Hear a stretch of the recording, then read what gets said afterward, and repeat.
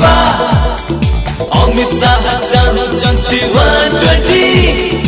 ओडिसा त चाहिँ लाडी 120 ओडिया त चाहिँ लेडी 120 कृषक श्रमिक चाहे 120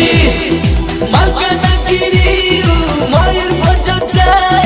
चाहिँ लेडी 120 एतर बीजेपी 120